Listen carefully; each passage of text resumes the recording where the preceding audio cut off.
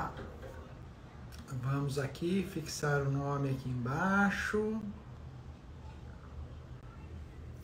Vamos para a segunda live do dia. Pessoal, vocês estão curtindo aí um pouquinho desse evento, né? Ainda está informando os seguidores, ó. O Instagram me mandou notícia que ainda está informando os seguidores. Vamos ver. Vou mandar um convite para mim também. Que a Mirella vai querer assistir isso daqui. Legal. Tô mandando um convite para todo mundo. Pessoal, aproveita aí. Manda convite para todo mundo. Vamos chamar mais pessoas. Porque hoje eu tenho uma convidada muito especial, tá? Vai começar às 20h40, daqui 2 minutinhos a gente começa. A doutora Milena Garcia é uma médica que ela tem especialização em cirurgia do aparelho digestivo e fez nutrologia. O que é interessante nisso tudo? Quando você pega um médico que ele só é especializado em algo e para ali, você sabe que ele tem um conhecimento específico daquilo. Mas quando você pega um médico que ele vai atrás de fazer outras especializações, você vê o grau de interesse que ele tem na medicina real, que é tratar o paciente. Então, isso me chamou muito a atenção na doutora Milena. Não a conheço pessoalmente, mas ela foi muito bem falada e muito bem recomendada por todas as pessoas com quem falei. É cirurgiã e com conhecimento clínico. Não basta ser só cirurgião. E ela vai trazer um pouquinho disso, da bariátrica, coisas que a maior parte das pessoas não sabem, quais são as perguntas mais comuns. Tá? Eu separei já minhas perguntinhas aqui para ela. É claro que se vocês fizerem perguntas também, eu acredito que ela vai responder conforme nosso tempo aqui também. Mas vocês vão ter a possibilidade de segui-la no Instagram. É muito importante que vocês a sigam, até mesmo para ver o que é a realidade. Muita gente fala coisas e coisas da bariátrica que não é verdade. Né? É um recurso, todo recurso da medicina ele é necessário. Né? Eu costumo falar para meus pacientes, né, que se o médico tivesse só um exame que mostrasse como está o estado do paciente, ele não faria outros, se tivesse um exame perfeito. Então, por ter vários, é porque não existe um exame perfeito. E mesma coisa no tratamento. Tratamento só com remédio, ele não é perfeito, senão não existiria a possibilidade de ter cirurgia bariátrica. Senão não teriam inventado isso. Mas o que é realmente a bariátrica? É isso que a gente vai conversar com a doutora Milena. Se ela tiver aí, já puder colocar aqui para entrar. Eu vi que ela já entrou, já está presente. Pessoal, tô vendo que tem bastante gente. Encaminha aí para quem você conhece os aviõezinhos. E a doutora Milena já vai entrar. Tudo bom? Boa noite. Boa noite. Eu tô mandando aviãozinho aqui para todo mundo, chamando todo mundo aqui para mim esse evento, né? Que é bem importante, é uma forma de instruir e trazer coisas para os pacientes. Você estava operando até agora, né? Nossa, eu achei que não ia dar tempo. Não, legal. Isso mostra que a vida de médico não é tão fácil assim, né? Todos nós, mas eu queria muito agradecer, né, essa oportunidade de a gente poder ter um bate-papo legal aqui, esclarecer algumas dúvidas. Eu falo que uma das coisas mais legais que tem da internet, do Instagram, da gente ter acesso aos pacientes, é a gente poder trocar isso, né, trocar o conhecimento. Às vezes é uma dúvida, né? Consegue ajudar tantas pessoas. Então, queria agradecer, Luciano. Obrigada, viu? Nada, que isso. Eu que agradeço sua presença. Porque, assim, é muito comum, né, a gente se dedicar tanto tempo em consultório, centro cirúrgico, em hospital, e às vezes a gente chega em casa cansado, né, e chegar e ainda fazer uma live, né, então é realmente puxado, é puxado mesmo. Poxa, que legal, eu que agradeço muito a sua presença. A Mirella falou muito bem de você, te Ela recomendou super, e sabendo da competência dela, eu tenho certeza da tua também, e dos resultados. Bom, vamos lá, eu fiz uma listinha aqui. ótima. Eu vou começar com as perguntas, porque nosso tempo é corrido. A primeira coisa, né? É muito comum ao paciente, quando ele faz a bariátrica, ele acreditar que ele pode ou não pode comer de tudo. Ele acredita, talvez, que ele não precise fazer exercício ou que deve fazer exercício. Desmistifica aí um pouquinho para a gente aí. A paciente, depois que fez a bariátrica, a questão da alimentação e atividade física, como que fica? Bem, depois da cirurgia bariátrica, o paciente ele pode comer de tudo, mas ele não deve comer de tudo, né? Então, tem uma linha tênue. Então, às vezes as pessoas acham que elas não vão poder comer alguns tipos de alimento. Não, pode comer tudo. O que a gente vai ter que fazer um controle? Quais tipos de alimentos, o quanto de energia tem, né? O quanto de caloria tem em cada alimento. Então, isso é sempre feito com acompanhamento multidisciplinar e aí que é importante o papel do nutricionista na equipe para fazer essa orientação. Então, pode comer de tudo, mas algumas coisas podem dar algumas reações no paciente, né? Então, muito açúcar, muito carboidrato, o paciente pode ter o que a gente chama de dumping, que é uma sensação aí de náusea, desconforto, uma sudorese, um mal-estar que está associado à ingesta de uma alta carga glicêmica. Então, quem vai para essa cirurgia já vai orientado a tudo isso, né? E o exercício físico, ele faz parte, né? O exercício físico, ele ajuda como a cirurgia bariátrica, o paciente ele tem uma perda de peso importante num curto período de tempo, o exercício, além dele ajudar a não perder a massa magra, que é o músculo, que é um tecido muito importante, eu falo que não é só músculo, né? Que a massa magra ajuda também aí na imunidade, numa série de outras coisas. Então, o exercício ele é bom para isso e ele é bom também no controle o paciente não ficar tão flácido, para ele ficar mais firme, para ele não sentir aí tanto essa perda de peso. Então, a cirurgia por si, ela não é milagrosa, né? A cirurgia, ela proporciona ferramentas para o paciente conseguir esses objetivos, mas isso tem que ficar muito claro, que o paciente ele tem esse compromisso no pós-operatório de ter novos hábitos de vida, de aprender, né, a comer diferente, a fazer o exercício, e isso tem que fazer parte do dia a dia do paciente, né? Então, quando o paciente chega no consultório já falando, eu quero fazer cirurgia, mas eu não vou parar a cerveja, eu não vou parar o pão, aí a gente já começa a pensar, mas será que essa cirurgia é indicada para esse paciente? O que ele está entendendo desse processo todo, né? É óbvio, pode tomar cerveja? Pode, mas a gente vai ter que conversar muito bem isso, né? Gente, olha só, repara, são os detalhes que a gente percebe como é um profissional. Quando eu falo que o paciente, quando entra no consultório, existem dois especialistas, né? Que um é o médico que entende daquilo que está falando e outro é o paciente que entende do próprio corpo. Olha que legal. Normalmente a gente pega cirurgiões que querem só indicar. E ela falou justamente o momento em que você sabe, aquela vertente que você sabe, que talvez aquilo não seja indicado para aquele paciente. Ou seja, a preocupação dela é com o paciente. Legal, adorei esse comentário seu final aí. Isso mostra o grau de compromisso com a medicina que você Na tem. verdade, o paciente ele tem uma expectativa, né? E a gente tem que deixar isso muito claro, do quanto essa expectativa vai dar certo ou não.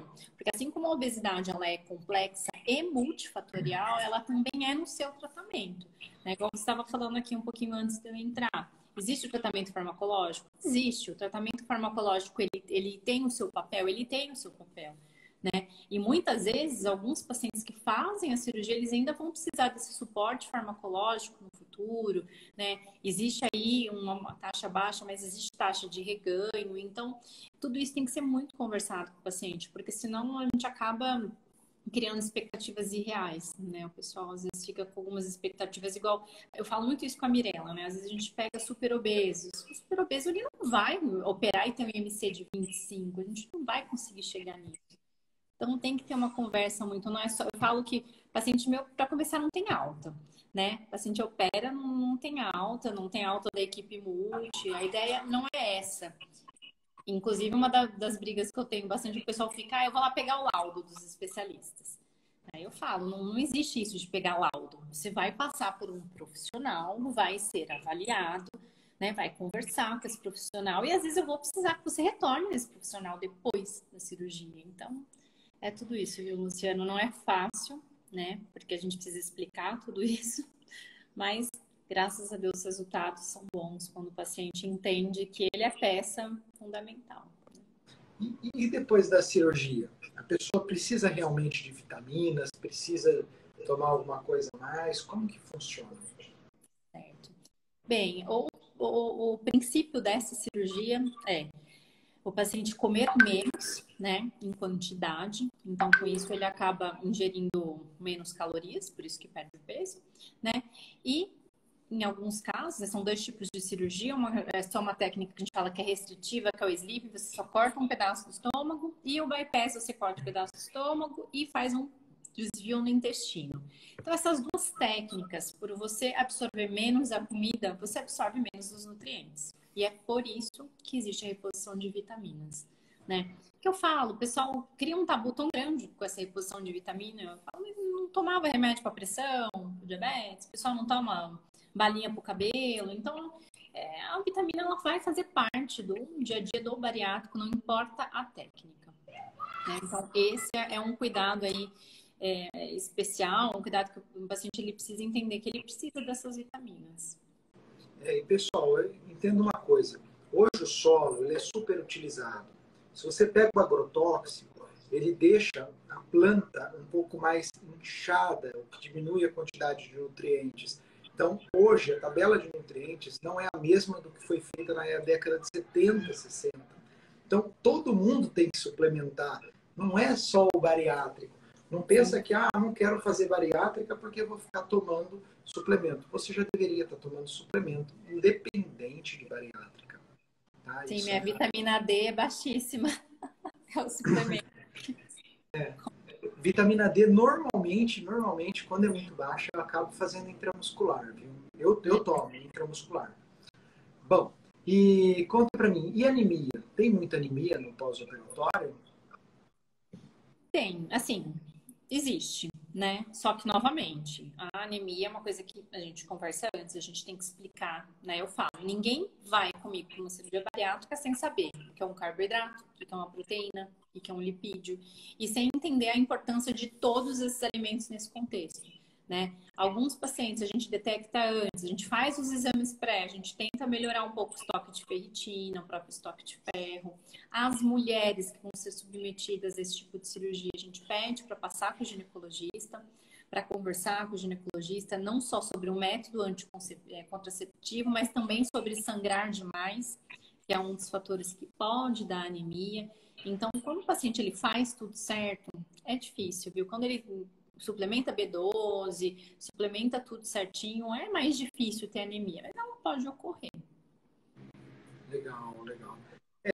Cada corpo responde de um jeito, a verdade é essa, né? Vou te fazer uma pergunta polêmica. Polêmica para mim, tá? Para mim, né? Gente, não fiz bariátrica, né? Mas a pergunta é verdade que o cabelo cai depois da bariátrica? Bem, então vamos lá, né?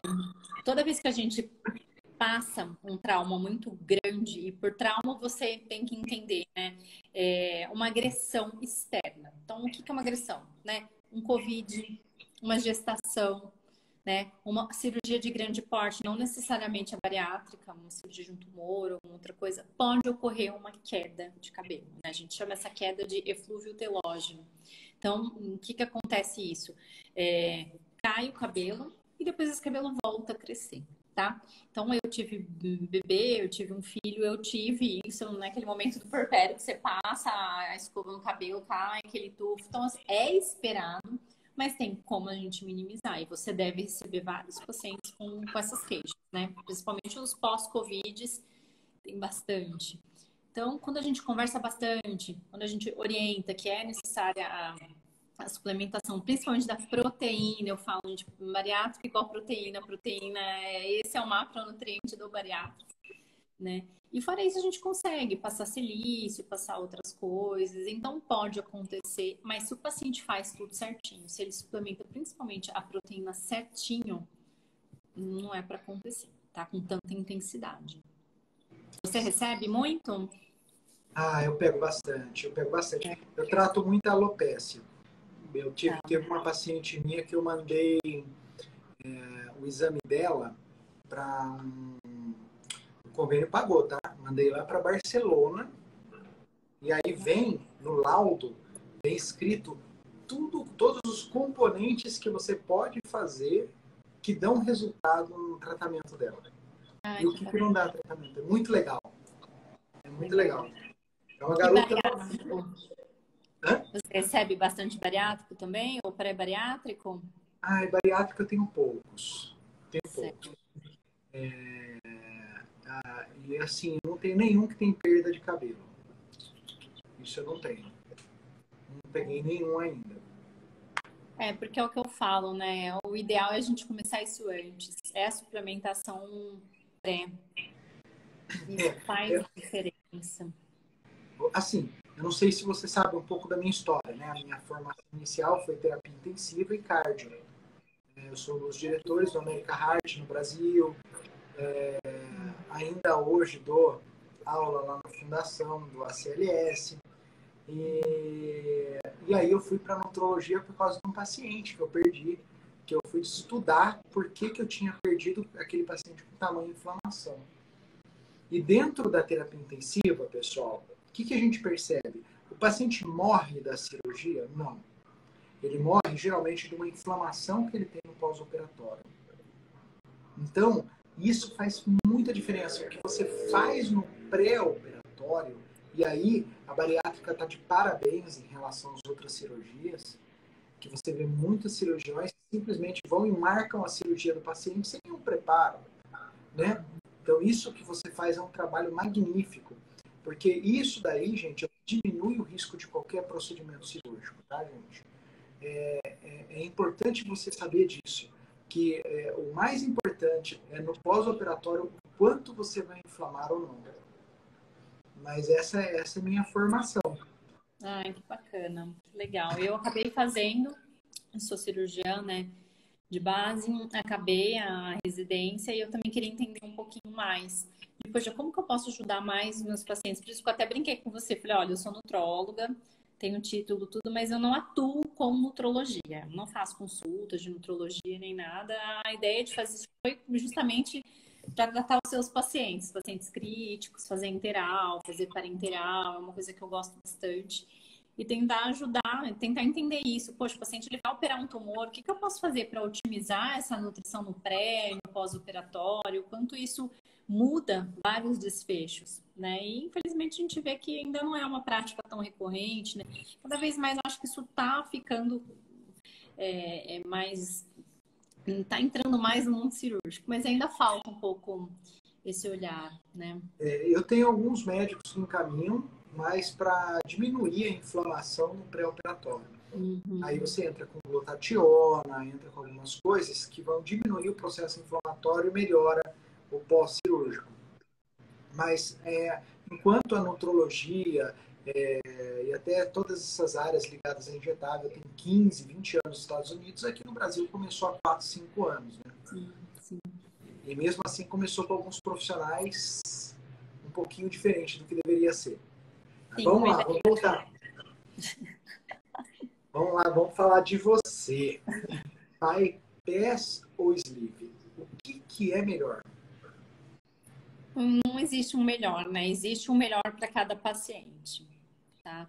Então, isso é avaliado individual e, às vezes, até acontece de ocorrer uma avaliação no intraoperatório. A gente vai preparado para fazer um bypass e, na hora que entra, a anatomia do paciente não é favorável. A gente não consegue subir uma alça do intestino e aí a gente tem que mudar a terapêutica. É óbvio que isso tudo é conversado antes com o paciente, né? E existem algumas indicações aí mais formais, né? Extremos de idade, então pacientes muito jovens ou muito idosos, a gente acaba optando um pouquinho mais pelo sleeve, ou até a vontade do paciente. Hoje em dia os pacientes eles são muito informados, isso é muito legal. Então eles olham na internet, perguntam, assistem um monte de coisa, e aí chega falando pra gente, olha, Milena, eu quero fazer sleeve, eu estou decidido, eu não quero fazer o desvio do intestino. Então quando é a vontade do paciente, sim, né, a gente acaba fazendo. Então tem que avaliar aí mais certinho, contraindicações aí que a gente não faria o sleeve. O paciente que tem algum refluxo muito grave, né? Paciente que são diabéticos, que possuem diabetes, a gente acaba optando por fazer o bypass, né? Por conta que vários estudos mostram pra gente o quanto o bypass ele é superior para esses pacientes. Mas não tem uma regra tão clara, tem que ser individualizado. Então, nenhum é melhor do que o outro. Os dois são opções excelentes aí para auxiliar os pacientes. Certo. E falam que, eu não sei qual das técnicas, que a pessoa fica com um pouco de gases fétidos e tal. Tem isso mesmo? Como que funciona? Bem, por que dá, né, esses gases? Normalmente acaba dando um pouquinho mais o paciente que faz bypass, né? Então, o que é o bypass aí, para o pessoal entender? Bypass é uma técnica de cirurgia bariátrica que a gente faz uma restrição no estômago, então é cortado um pedaço do estômago, é grampeado. Então, com isso, o paciente ele acaba ingerindo uma quantidade menor de comida e é feito um desvio do intestino, tá? Para absorver também um pouco menos essas calorias. Esse desvio do intestino, aquele tempo que a comida demorava para percorrer o intestino, para percorrer tudo, acaba percorrendo um tempo menor. Então, a digestão, às vezes, ela não está tão completa. E alguns desses pacientes podem tender a ter um pouquinho mais de alguns gases féticos.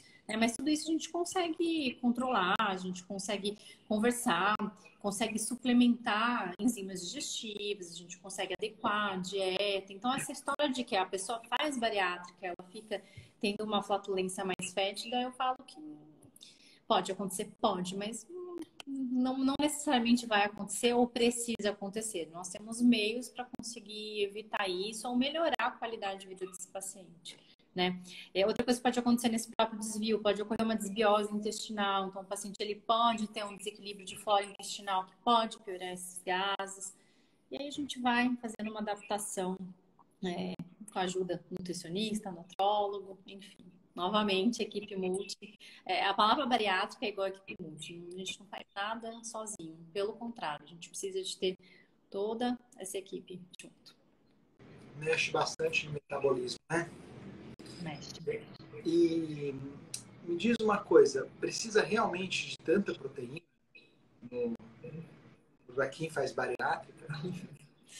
Bem, então vamos lá entender o porquê que a proteína ela é um macronutriente tão importante, né? Então a primeira coisa a proteína ela tem um efeito de saciedade.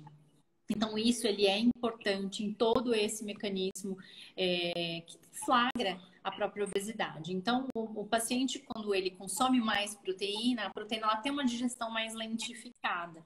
Então, o paciente ele tende a ter menos fome, ele tende a ter menos compulsão por doce, menos compulsão por carboidratos refinados. Então, ela é importante nesse sentido. A gente acabou de conversar aqui o quanto a proteína ela é importante para cabelo, para unha, para imunidade. Né? Ela também é importante porque junto com a proteína vem estoque de ferro para evitar anemia. Então, sim, a proteína ela é totalmente importante, ela é indispensável no acompanhamento de um paciente bariátrico e isso a gente tenta conversar bastante, tanto eu quanto a Mirella, porque as pessoas elas ficam assim, vou fazer bariátrica, vou só tomar vitamina, não vou precisar tomar mais nada. Então, peraí, vamos conversar, né? Dentro da suplementação, a gente usa muito o whey e vai precisar do whey, né? Porque, Milena, mas por que o whey? Eu não posso comer? Pode comer. Mas o whey ainda é uma forma um pouco mais fácil de a gente conseguir bater meta proteica, né? Então, a proteína ela é importante nesse sentido. Imunidade, não ficar flácido. Então, ela é importantíssima. Não tem como. Legal, legal. O whey protein, então, ele se torna uma ferramenta fundamental, né, dentro da... Porque é fácil, né, gente? O whey você carrega para qualquer lado, você consegue, no meio do trabalho, misturar ali com água. Às vezes, quando já está no estágio mais avançado, a gente consegue, até tem paciente que prefere misturar com leite, a gente consegue fazer uma outra abordagem. É óbvio que a gente consegue colocar colágeno, colocar aminoácido, também conseguimos, mas eu ainda acho que o whey é um pouco mais fácil, né? Alguns pacientes não toleram muito bem a carne, né? Isso é uma coisa que às vezes pode acontecer com a bariátrica, o paciente não tolera bem ou ele não consegue realmente comer uma quantidade grande, porque fora isso, outra coisa que a gente pega muito no pé, e isso o paciente também precisa entender até o modo de mastigar muda, né? Porque senão vai entalar, vai comer carne, vai entalar. Alguns pacientes, inclusive, a gente manda para fono antes da cirurgia, porque precisa entender como é que mastiga de novo, precisa aprender a mastigar, né? A primeira etapa da digestão, ela ocorre na boca, que é toda essa quebra mecânica que a gente tem do alimento. Então, isso é importantíssimo, é mastigação. Então, por incrível que pareça, até a fono entra aí para nos auxiliar. Legal, legal. O whey protein também tem uma atuação no GLP-1 e, Sim. e é bem interessante. A gente utiliza muito como ferramenta para emagrecer com whey protein. Mas você falou de entalar aí. O que a pessoa faz se ela entalar? E aí, o que faz? Ai, gente, entalar. Essa é uma coisa que a gente fica. Até tem algumas contas na internet que fazem sátiras de cirurgia bariátrica, que normalmente são pacientes bariátricos. Eu acho sensacional, porque eles conseguem tirar tanta coisa boa disso tudo, né? Então, quando o paciente ele entala, dá uma sensação mesmo de entalo e às vezes não consegue desentalar. O paciente tem que ir no pronto-socorro e às vezes tem que ser submetido a um procedimento de endoscopia para tirar lá o pedacinho de carne que ficou entalado. E acontece. Né? Por isso que mastigação não é só para o paciente bariátrico, né? Mastigação é para todo mundo. Dentro da nutrologia, a gente trabalha muito crononutrição, né? O horário que você come as coisas e a mastigação. Isso é fundamental para você conseguir perder peso. E isso serve também para o pós-bariátrico. E a questão do reganho? A questão daquela pessoa, pô, meu vizinho fez a bariátrica e ganhou peso de novo. Como que funciona isso? Fala um pouquinho pra gente, que esse é um medo que eu vejo que as pessoas têm. Às vezes, quando a gente comenta no consultório, fala assim, olha, nós fizemos aqui o que podia, o nível que você está, as alterações metabólicas que você tem, para você é mais indicada a bariátrica. E a maior parte das pessoas tem medo, porque elas falam assim, doutor, você vai, faz uma cirurgia e ganha tudo de novo. Conta pra gente um pouquinho disso. Fala sobre essa questão do reganho. Bem, então assim, antes até de falar do reganho, isso já é comprovado por diversos trabalhos, né? Que a forma mais efetiva de emagrecimento e de persistência desse emagrecimento a longo prazo é através da cirurgia bariátrica. Então, assim, isso é inquestionável. Por isso que a cirurgia bariátrica está aí já faz 20 anos. E é uma coisa que você deve lembrar disso. Quando a gente estava na faculdade, todo mundo falava, imagina, no futuro ninguém mais vai fazer cirurgia bariátrica. Vão inventar várias medicações modernas. E hoje a gente está fazendo cirurgia bariátrica para controlar e, às vezes, até curar diabetes, né? Que é a cirurgia metabólica. Então, a importância da cirurgia é essa persistência a longo prazo. Então, o reganho, uma parte, ele faz parte do processo. Então, um paciente que faz cirurgia bariátrica, ele pode ter aí até 10% de reganho. Ultimamente, eles já estão conversando até em valores inferiores a 10% do peso inicial. E o que a gente percebe? Ocorre o reganho? Ocorre porque uma coisa complexo. A obesidade ela é complexa e o seu tratamento também. Então, o que a gente percebe nesse padrão dos pacientes que reganham? É padrão beliscador, é paciente que belisca muito. Às vezes os pacientes eles começam com umas coisas assim, vou comer um queijinho. Queijo é proteína. E aí nisso, queijinho, queijinho, queijinho, e na hora que você vai somar calorias, né, lembrar que queijo tem lipídio, queijo é calórico, ele é proteína, mas ele tem caloria. Então é por isso que assim, a gente precisa ter a nutricionista acompanhando esse paciente. Então, o reganho, ele vem acompanhado de outras coisas. A taxa de reganho ela é maior nos pacientes que abandonam a equipe multi, que não vão no psicólogo. Existem alguns casos de pacientes que podem trocar aí a compulsão, né? A compulsão, ao invés de comer, os pacientes acabam ingerindo muita bebida alcoólica. Então, a bebida alcoólica, ela desce fácil, né? Assim como o refrigerante, as bebidas açucaradas. Então, tudo isso está associado ao reganho. Então, o reganho, ele existe. A gente tenta ao máximo trabalhar em conjunto. É por isso que os pacientes não podem ter alta, porque tem que estar sempre perto da equipe, porque o mecanismo ele é complexo e às vezes no reganho eu preciso do auxílio de algumas medidas farmacológicas, preciso entrar com medicação. E em alguns casos, às vezes a gente até precisa mudar a técnica cirúrgica. Então, às vezes tem reganho no paciente que fez um sleeve, entra o que a gente chama de cirurgia revisional, que é rever o que aconteceu nessa cirurgia, às vezes optar por uma nova técnica cirúrgica, ou até rever se o paute, se o tamanho do estômago está adequado, não está adequado. Então, é isso, né? Acho que a maior tristeza aí de qualquer profissional da saúde é o paciente do reganho, mas a gente precisa entender, e os pacientes precisam entender que tá todo mundo junto, né? Não é demérito nenhum, não é vergonha nenhuma. A gente tem que sentar e ver o que está acontecendo, o que deu errado. Né? Foi o exercício físico? Também é outra coisa que acontece. O paciente ele para de fazer exercício físico, o paciente ele anima, ele perde bastante peso, ele fala, não, ok, agora eu perdi bastante, então eu posso comer de tudo. É aquela primeira pergunta que você me fez, pode comer de tudo? Pode. Deve? Não. Isso é muito importante. Existe sempre várias partes no tratamento, né? A parte do médico, a parte do paciente.